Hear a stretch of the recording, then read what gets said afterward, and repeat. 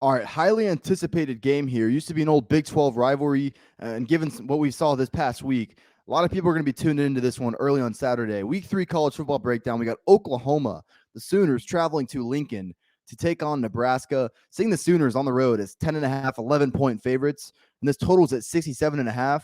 Out of full disclosure, I've already made a move on this game. I placed a 1-unit bet on the under 67.5. Not the only reason why, but a big reason why. Winds in this game in Lincoln, gusting from 17 to 20 miles per hour throughout the day. A 17 to 20 mile an hour wind is going to really affect each of these downfield passing games, especially Nebraska's, and I'll kind of get into that. Obviously, the big elephant in the room in this game, Scott Frost is now done in Lincoln, rightfully so. He should have never been retained in the first place. So they've got an interim coach. Surprisingly, teams do well in the spot. The first game after the coach gets fired, we saw this last year with Washington State. For now proven to be stupid reasons, their head coach was let go. They came out with their hair on fire that next week. TCU let go of Gary Patterson in the middle of the season. Their next game, they played Baylor, who is a New Year's Six bowl winner, at home, and they pulled out the outright upset. Teams have a knack for stepping up in this spot big time. And let's just think about this too. Scott Frost, I think we can all agree, was terrible. Wouldn't removing him from the equation and his stupid in-game decisions actually help this Nebraska team? Has Nebraska's issue under Scott Frost been that they aren't competitive in these type of games? It's quite the opposite. Their issue has been that they can't take care of business against lesser opponents, and they find ways to lose games, but they've been able to. I mean, they hung with Oklahoma in Norman last year. They hung with Ohio State last year. They hung with Michigan.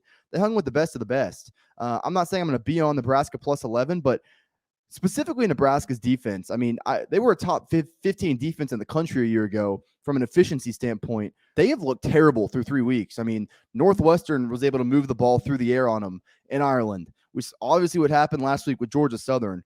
For Nebraska to remain competitive in this game, which I think they will, they're going to have to show improvement defensively. But I think that's where they improve, because while Oklahoma brought in Dylan Gabriel, and he is familiar with Jeff Lebby's system, who's now the offensive coordinator at Oklahoma, I'm not sold on this Oklahoma run game, and I'm not sold on their offensive line. I think Dylan Gabriel is a good enough quarterback to where he'll probably be able to fight these conditions pretty well. Use the RPO game, use the short to intermediate passing game. I do think that the conditions will take away the deep ball, but I mean, Eric Gray is kind of slotted in as that RB1 for Oklahoma. He's always been more of a secondary guy. He's good out of the backfield as a receiver, and that's something you got to watch out for. But Oklahoma doesn't have a true bell cow running back, so I am holding out hope that Nebraska can improve against the run.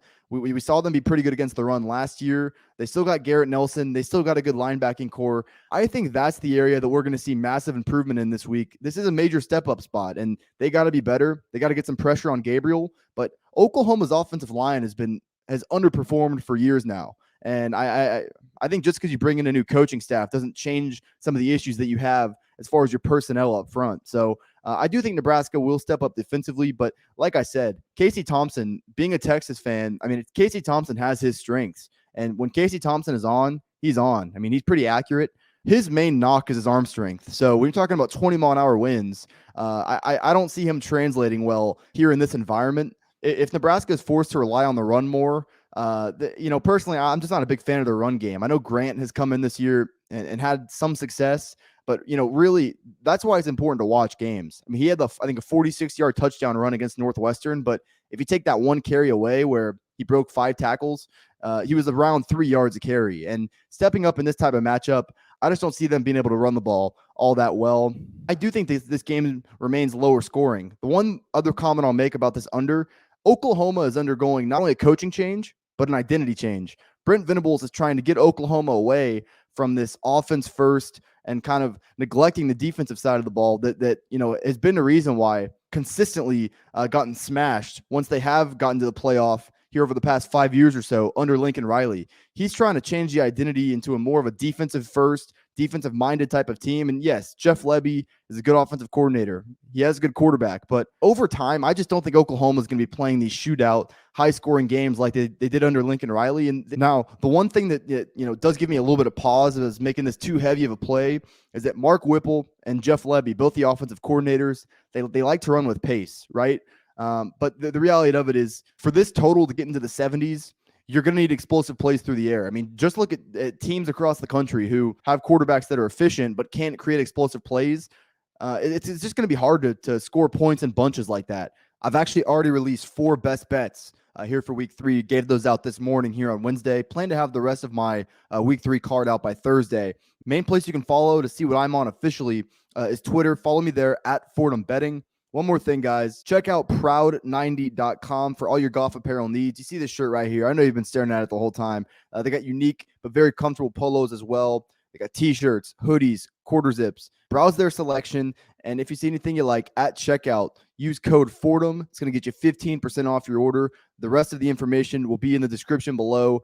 Proud90.com, code Fordham. Support me, support Proud90, proud90.com. I'm very tempted to take the points with Nebraska as well. I'm not going to do it. I think Nebraska is a team that offensively can't rely on their ground game first. And with Mark Whipple, I think that's even more true. So do think their defense steps up.